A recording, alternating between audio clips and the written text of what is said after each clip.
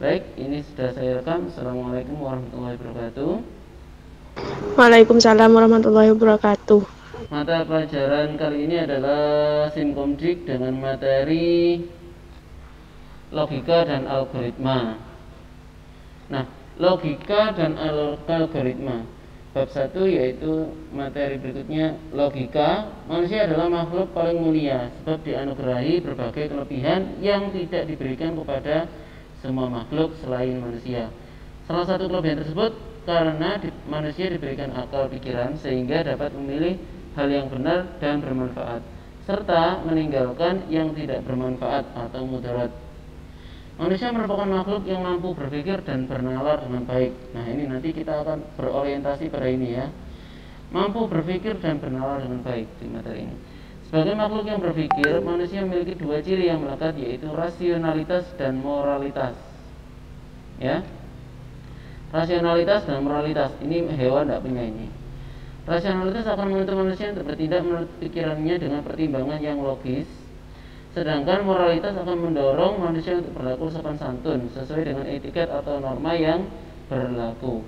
Namun ketika manusia berpikir, kadangkala dipengaruhi berbagai kecenderungan, emosi, subjektivitas, dan berbagai hal lain yang menjadikan kita tidak dapat berpikir jernih dan logis, sehingga menghasilkan kesalahan berpikir dan pada akhirnya akan mengakibatkan kesimpulan yang salah atau sesat. Dalam setiap keadaan, manusia membutuhkan pola pikir logis. Berpikir logis yaitu berpikir dengan cara yang benar atau masuk akal dan sesuai dengan hukum logika. Jadi di sini logis itu masuk akal dan memenuhi hukum logika. Ya, itu kuncinya. Logika berasal dari kata logos yang bermakna hasil nalar yang diutarakan dalam kata dan dinyatakan dalam bahasa. Logika merupakan salah satu cabang ilmu filsafat. Cabang filsafat yang lain adalah epistemologi, etika, dan estetika. Dalam pembahasan ini logika tidak dijelaskan secara rinci, hanya digunakan untuk mempelajari bernalar sebagai kecakapan hidup, berpikir secara lurus, tepat, runtut, dan teratur, yang merupakan penerapan logika dalam kehidupan keseharian. Ya, logika merupakan materi yang dipelajari sampai kapanpun, bahkan ketika manusia menciptakan kecerdasan buatan atau artificial intelligence, ya, atau biasa disingkat AI, gitu ya, artificial intelligence atau kecerdasan buatan. Seseorang dapat mengungkapkan kebenaran berdasarkan penalaran logis dengan disertai bukti-bukti yang ada. Seseorang dapat menilai kebenaran pernyataan untuk akhirnya sampai pada pengambilan keputusan. Ya, logika disebut juga sebagai alat untuk menjaga dari kesesatan bernalar. Seseorang membutuhkan kemahiran bernalar logis agar dapat menghasilkan kesimpulan yang benar. Nah, ini manfaat-manfaatnya setelah mempelajari logika. Yang pertama, menjaga supaya kita selalu berpikir benar menggunakan asas-asas sistematis. Jadi ada sistemnya. Membuat daya pikir menjadi lebih tajam dan menjadikannya lebih berkembang. Yang ketiga, membuat setiap orang berpikir cermat, objektif, dan efektif dalam berkomunikasi. Nah, ini kuncinya juga dapat ini. Efektif dalam berkomunikasi. Yang keempat, meningkatkan cinta kebenaran dan menghindari kesesatan bernalar, ya. Bagaimana dengan perbandingan otak kanan yang dominan lebih berwarna dan manusiawi jika hanya lebih mengutamakan logika tanpa rasa? Layakkah siswa diajarkan seperti robot dengan program dan perintah tanpa rasa? Dalam memberikan penjelasan, akankah lebih baik moderat dan digambarkan dengan baik? Cara kerja otak lebih nyata jika divisualisasikan, ya. Salah satu fungsi logika adalah sebagai alat untuk menarik kesimpulan. Kita dapat menggunakan alat ini setelah melakukan penalaran berdasarkan pernyataan-pernyataan benar, yaitu premis yang ada. Penalaran untuk penarikan kesimpulan dibedakan menjadi dua jenis, yaitu pola nalar deduktif dan induktif. Deduktif berarti penarikan kesimpulan yang bergerak dari pernyataan benar yang umum ke khusus. Contoh, Umumnya adalah semua siswa harus disiplin dan bertanggung jawab. Khususnya adalah Sandi adalah siswa SMK. Nah, kesimpulannya berarti Sandi harus disiplin dan bertanggung jawab. Itu adalah deduktif.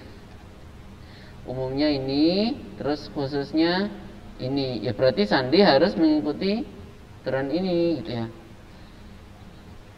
Yang kedua, induktif.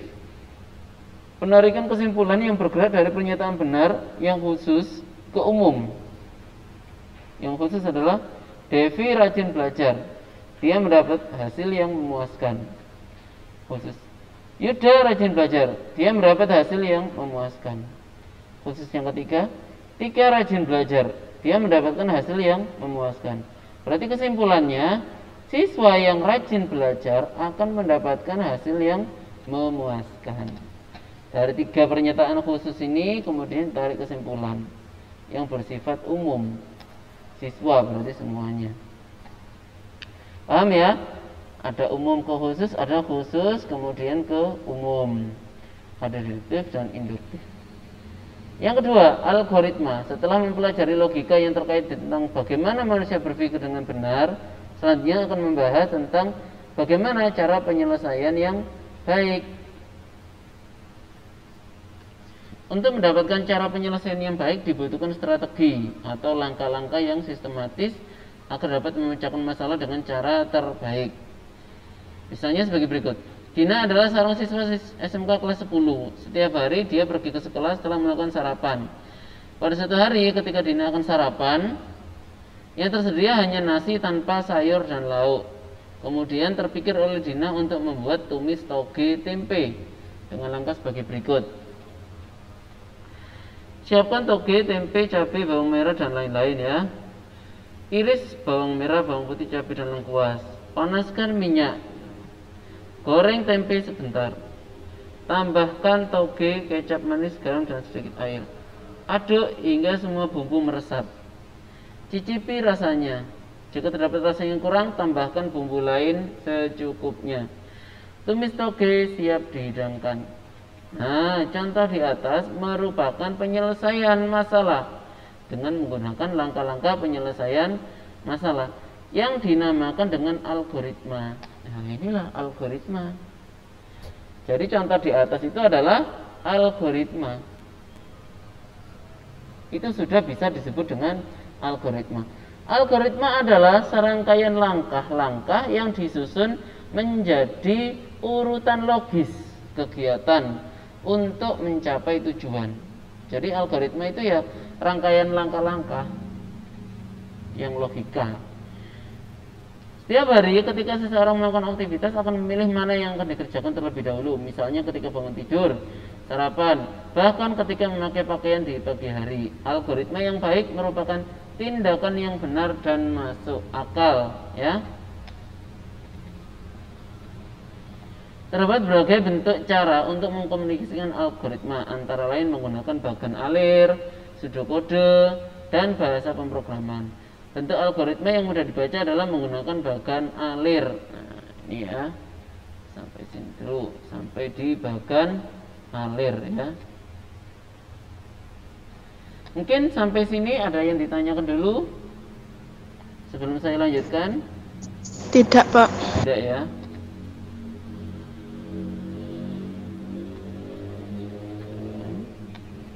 Nah, ini ada tugas yang nanti perlu dikerjakan ya.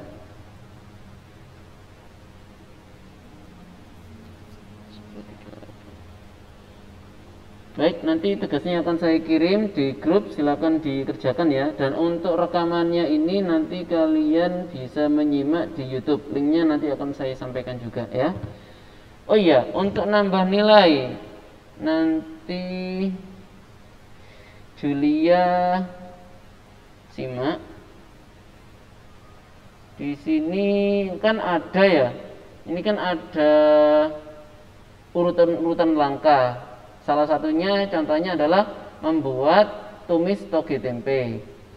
Kira-kira menurut kamu apa saja yang kira-kira bisa dibuat algoritma? Kalau algoritma itu ternyata merupakan urutan suatu kegiatan.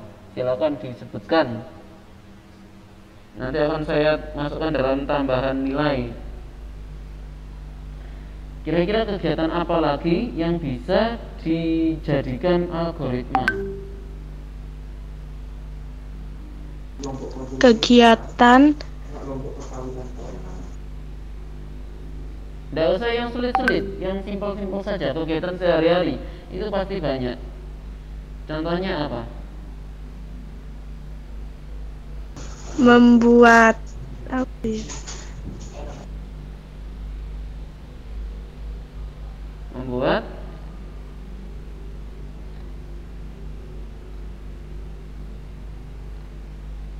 tidak usah yang rumit-rumit, cari yang mudah saja. Saya fullkan dulu ya.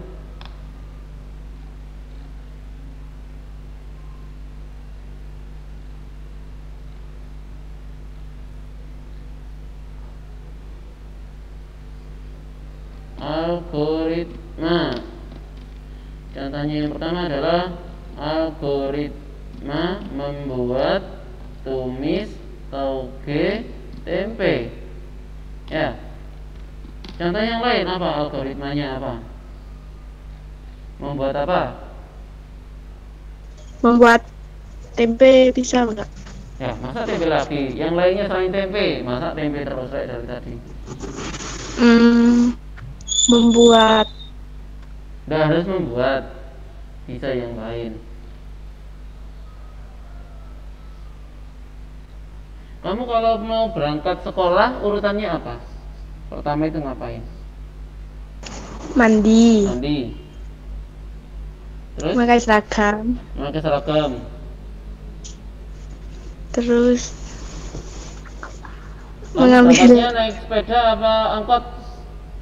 sepeda, Sepeda, berarti ngambil sepeda. Sepeda. Setelah itu? berangkat. Oh, enggak minta uang saku ya? Iya, Minta uang saku apa enggak? minta Iya, minta uang saku, jangan lupa. Setelah itu? apa? Setelah minta uang saku terus? Salim. Ya, salim. Ya, iya habis minta uang saku terus enggak salim nanti dijewer telinganya nanti.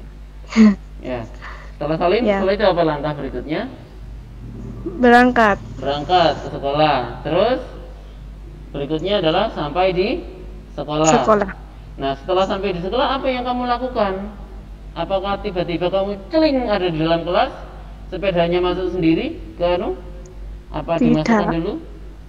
Dimakan dulu. Iya, dimasukkan ke tempat parkir. Setelah itu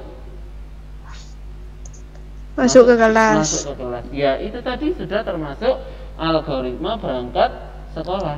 Nah, kalau kita tulis ya, sekarang ya kita coba ya. Algoritma berangkat sekolah. Bisa dilihat ya. Ya Pak, kamu sebutkan tadi yang sudah saya minta untuk diurutkan.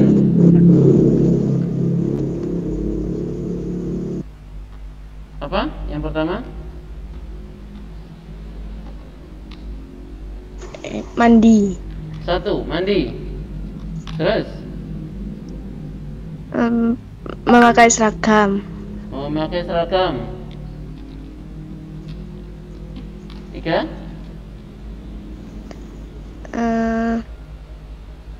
Mengambil tas. Mengambil tas. Enggak sarapan. Sarapan apa Meminta enggak? uang. Apa Pak? Sarapan apa enggak kamu? Sarapan. Oh iya. Sarapan ya. Sarapan Ya. dulu apa mengambil tas dulu? Sarapan dulu. Sarapan dulu. Terus Mengambil tas. mengambil tas. Berikutnya Meminta uang saku. saku. Terus Salim. Buat Salim. orang tua. kedua orang tua. Terus Mengambil sepeda. mengambil sepeda. Terus 8. Berangkat ke sekolah. Berangkat ke sekolah. Terus Ya.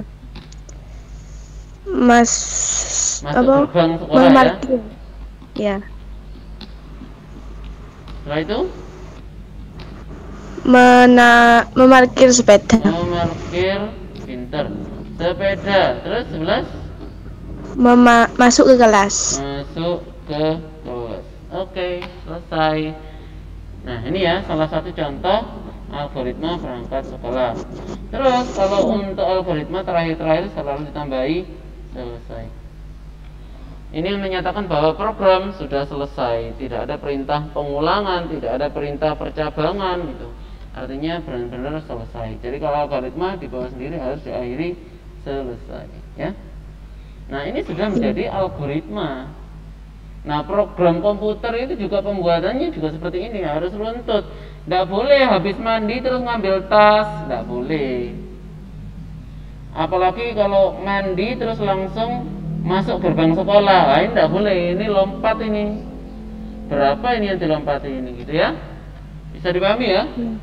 Ya. Ya, jadi seperti itu. Ini masih ada waktu kan ya? 10.45, masih ada waktu 1 jam lagi. Baik, berikutnya ini saya beri tugas ya. Tugasnya nanti akan saya kirim di WA group.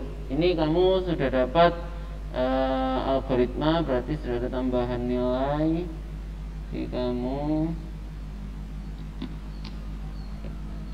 Oke. Baik.